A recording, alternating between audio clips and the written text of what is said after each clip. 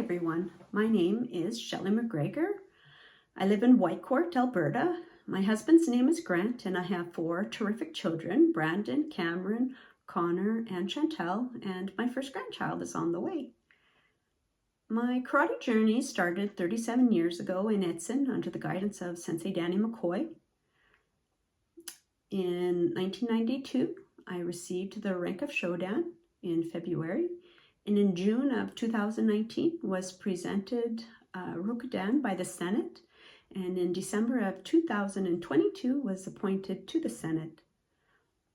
In 1992, while living in Edson, I also joined the local Taekwondo club with a fellow Shintani black belt. Luckily, the instructor set me up on a blind date with one of his good friends, which a couple years later became my husband. We often lose our female members once they start to have children. Thankfully, my husband and my family always encouraged and supported me. 2 of my children were able to accomplish their black belts in this organization. Being able to do the same sport as your children is a huge reward, and I love to see when parents and children are in karate together. The Whitecourt Club was first established in the mid-90s by Janet Bagwell, and I took over as head instructor when she moved. I am very thankful that she started the club and got a hold of me because I could not imagine not being a part of this amazing organization, and I have developed many close friendships throughout the organization, and I'm extremely grateful for them all. My first encounter with Hanshi Shintani was when I was a green belt, and he came to visit the Edson dojo. He taught at a workout on the Friday. Saturday we had a tournament and followed by a banquet. As a teenager, my first impression was that I was very intrigued about how highly he spoke of Otsuka Sensei. He had so much respect when he talked about him, and that really left an imprint on me, and how important respecting your sensei is, but also the pure gratitude and affection he had for him and his teaching was really cool. I think just as we looked at Hanshi Shintani and how he left these impressions on us, we need to be mindful on how we impact the next generation of students. We need to be conscious of our attitude, our actions, and really try to be a positive influence. My favorite memory of Hanshi Shintani was at an Edmonton event, and he was teaching Shuto Uki, and he was moving up and down the aisles, giving feedback and affirmations to all the students. It was a huge turnout. There was a lot of people there. And to me, this was his way of connecting to all the members of this big group. I also remember that he was very soft-spoken and calm, but in an instant, he could flip that switch. He had incredible quick twitch muscles, just like a young person. And I can only think that he had this because of the way he trained his technique to be instinctual. He was humble and kind. And as a leader, he didn't need to be loud or have this great big boisterous personality. People listened to him because of his presence. And I think overall, we must treat people with kindness, and they will treat you with kindness back. And give respect, and you will be respected. My wow moment was when he introduced the Shindo to us at another time in Edson.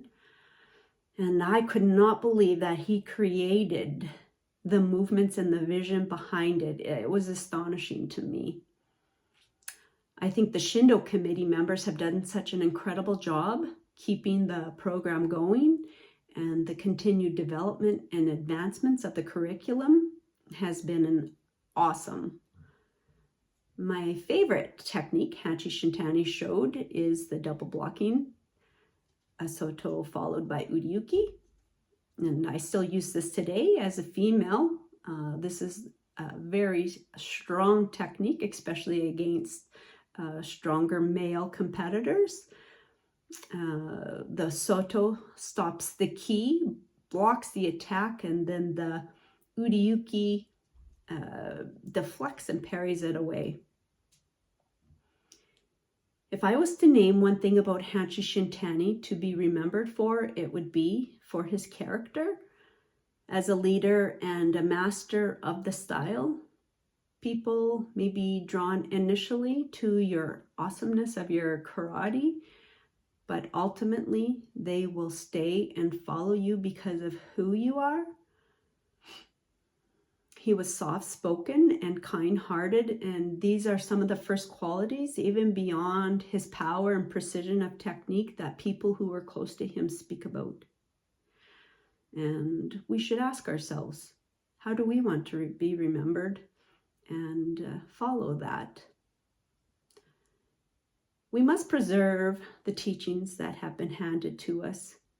We need to be respectful of his memory and the organization that he started, and he deserves to be honored, and when possible, to teach with his presence in mind.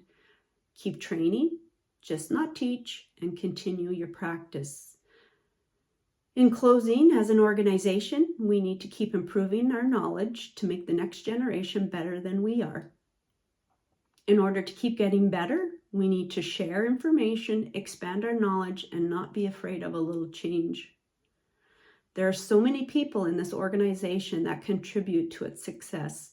The members, head instructors, representatives, committees, clinic organizers, ongoing projects, Shintani team, para-karate, Shintani course instructors, the marketing and technology committee, reach and scholarship awards, the governance, and the list goes on. I would also like to give a huge shout out to all of our volunteers and membership for their continued dedication to the Shintani Wadokai Karate Federation, and give a final acknowledgement to the direct students of Hanshi Shintani, those that are here, and to the memory of those we have lost. Thank you for all you have done for us.